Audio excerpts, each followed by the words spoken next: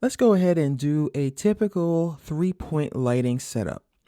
Now, the lights you choose will, of course, vary from situation to situation. So for now, let's just go ahead and stick with 3 Omni lights, all right? Just to get an idea for how a lot of the setups are done. Now, one of the things that we need to always think about when we're lighting is getting enough light on our main subject while not washing it out. So the first light is going to be called our key light. Now I'm going to actually name this guy key. Simply double click on the word and key light. The key light is going to be the brightest light in the scene, and typically it's going to be in front, as you see here, of our subject, and maybe slightly to the side and higher, like this. All right. So these are just some generalities. Once again, it will change depending on what it is you're doing. For example, if you're shooting a subject from a lower vantage point, you might want to illuminate it from below as well to get a more scary feeling going on in your lighting. Things that have a light lower are always a little creepier because our eyes by default are used to lights coming from above. That big shiny thing we call the sun, for example. So I'll go ahead and put him back. Instead of just duplicating a light, I'll just go ahead and keep going to this menu here.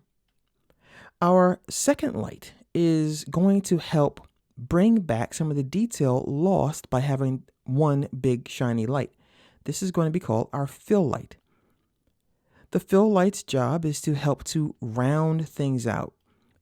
It's going to be less intense and lower than the key light. I'm going to go ahead and call him fill. I'm going to also drop the intensity down over here in its attributes manager. You'll have to adjust this to taste. But what I want to do here is bring some of the shadow back. See what happens when it's at 100? We don't really get to see the definition of this sphere. So I'm going to try to adjust it until I can see a nice shadow here. And I'm going to do another quick test render. All right, so you see we have some definition here that is brought back from having such a powerful light on this side. Also, something that's very important is you don't want every single light in your scene to cast shadows. So I'm going to go ahead and put the shadows on my key light. So I'm going to turn those on. That will change depending on what it is you're trying to achieve. So I'm going to go ahead and put the shadows on. Now, if we put the shadows on every single light, we'd have a confusion going on in our scene. The audience won't know where the main light's coming from. So you have lights coming from everywhere. Now, if you're doing a city scene where you will have a ton of light sources, then you might want to go ahead and put the shadows on so that you can get that feeling. If you look at any city shot, you're going to have lights coming from a cafe, a hotel sign, a spotlight, a big Coca-Cola sign. So you're going to have multiple light sources and multiple shadows. But you might want to, once again, take time to make sure that you can establish more powerful shadows. For example, maybe this light will have shadows that are very dark, whereas the other ones will be different colors or it might be a lot less intense. Now, last but not least, let me go ahead and just do a render real fast. Sometimes when you're doing your renders, you will lose the subject because it'll be too closely associated with the background.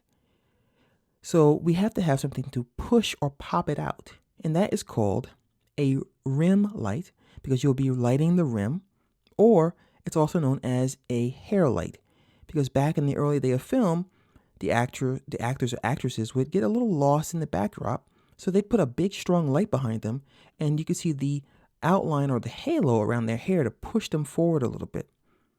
And not that I've seen these movies because I'm not that old. I mean, well, maybe. So I'm going to go ahead and move this light up. And what's so nice about Cinema 4D is I could see that light in my viewport, and I can pretty much judge where that rim's going to be.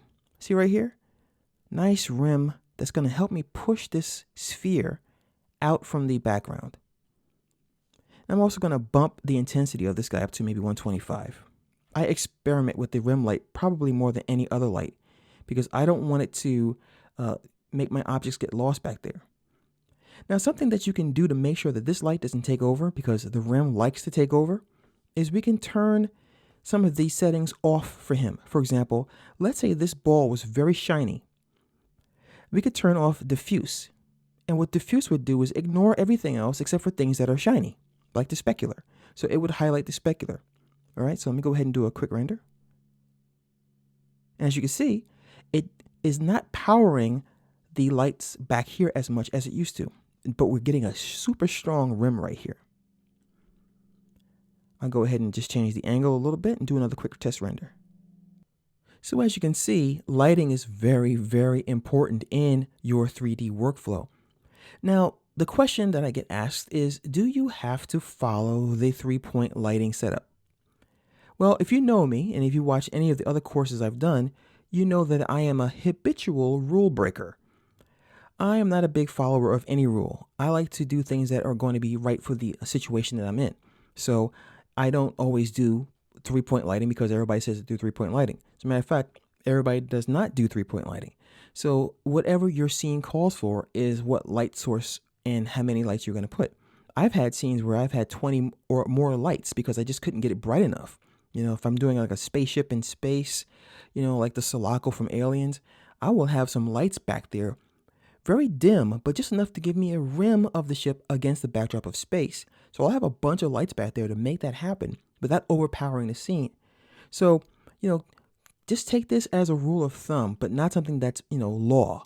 And this is just something to think about when you're doing your lighting.